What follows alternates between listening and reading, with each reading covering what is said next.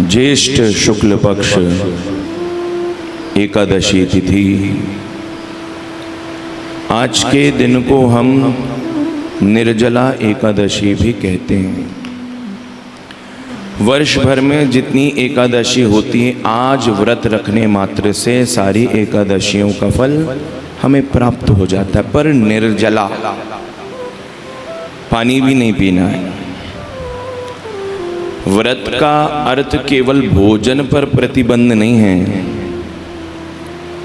भोजन के प्रतिबंध के साथ साथ आपका मन भगवान का चिंतन करे, दुनिया का चिंतन ना करें, ऊट पटांग हरकतें आप ना करें, ब्रह्मचर्य का पालन आप करें।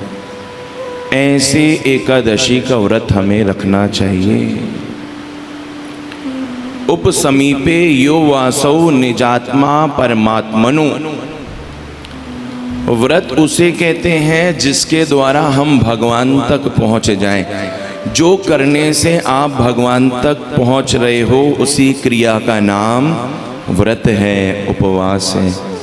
उपसमीपे यो वासौ निजात्मा परमात्मनो। उपवास सविज्ञो न तु कायस्य शोषणम।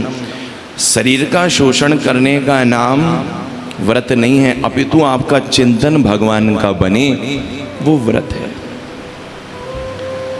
भोजन पर प्रतिबंध तो डाइट करते हुए भी व्यक्ति कर लेता है, तो क्या व्रत हो जाता है? नहीं। और सीधा सीधा अर्थ है, एकादशी की तिथि है तो हमें क्या करना है? फलाहार। फलाहार का अर्थ होता है फलों का आहार। ना नमक खाना है, ना कोई भी किसी भी प्रकार का व्रत का भोजन करना है। हम स्वार्थी हैं, व्रत के लिए भोजन ढूंढ करके ले आए हैं, वो व्रत नहीं है। फलाहार का सीधा सीधा अर्थ होता है फलों का आहार। तो इसको पांडव एकादशी भी कहते हैं। क्यों? क्योंकि भीम को भूख बहुत लगती थी। ठाकुर जी हम व्रत नहीं रख पाएंगे, हम एकादशी नहीं रख पाएंगे। भगवान कहते हैं एक एकादशी है जिसका नाम है निर्जला एकादशी, ज्येष्ठ शुक्ल पक्ष एकादशी तिथि। उस दिन बिना जल के तुम व्रत रखो। वर्ष भर जितनी भी एकादशी आती है, उन एकादशियों के व्रत का पालन का फल तुमको केवल आज व्रत रखने मात्र से मिल जाएगा। श्रेष्ठ एकादशी है निर्जला एकादशी। भोजन पर प्रतिबंध क्यों लगाते हैं हम कि भोजन नहीं करना चाहिए? क्योंकि आज के दिन जब एकादशी प्रकट हुई, उत्पन्ना एकादशी, तो सारे पाप डर करके भागने लगे। क्योंकि एकादशी तो सब पापों को मारने के लिए आई है।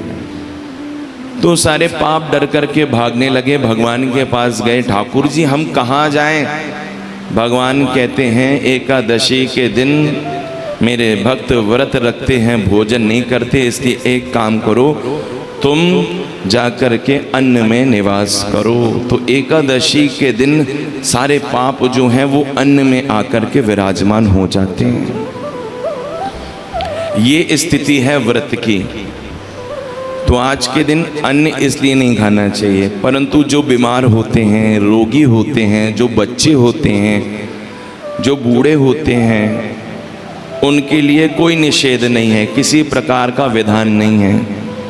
परंतु फिर भी एकादशी का अगर दिन आ रहा है, व्रत नहीं रख पा रहे हैं, तो उस दिन कम से कम चिंतन हमारा भगवान का बने, ये तो हर किसी को विचार करना चाहिए। साइंस भी आज इस बात को कहता है महाराज, 10 दिन के बाद 11वां दिन आपको भोजन नहीं करना चाहिए। उससे क्या होगा?